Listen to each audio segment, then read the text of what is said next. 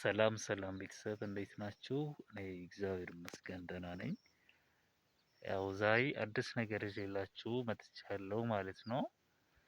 እንግዲህ ያው ይሄ የምትመለከቱት መጀመሪያ ስጀምር ያለማሁት የፓፓይ ማሳ ነው ማለት ነው። ከአሁን በፊት ያሳየኋችሁ አዲስ ጀመርኩት የፓፓይ ማሳ ላይ ሁኜ ነበር። ዛሬ ደግሞ አዲስ ነገር ይዤላችሁ መጥቻለሁ ማለት ነው። ይህ የምትመለከቱት ነሐሴ 1 2017 ዓመተ ምህረት ነው የተለማው እና ፕሮሰሱ ምንም ከዛ ተለይቶ አይታይም። ማለት ምንድነው እዛ ላይ የጨመርኩት ነገር ወይም እዚህ ላይ የጨመርኩት ነገር ሆነ የቀነስኩት ነገር የለም። ሁሉም አሰራሩም አንድ አይነት አሰራር ነው። ነገር ግን ውጤት ሊኖረው የምንችለው በሂደት ስቴፕ ባይ ስቴፕ ሁሉን ነገር ተከትለን ስንሰራ ብቻ ነው ያሰብነውን ውጤት ልናመጣ የምንችለው ማለት ነው።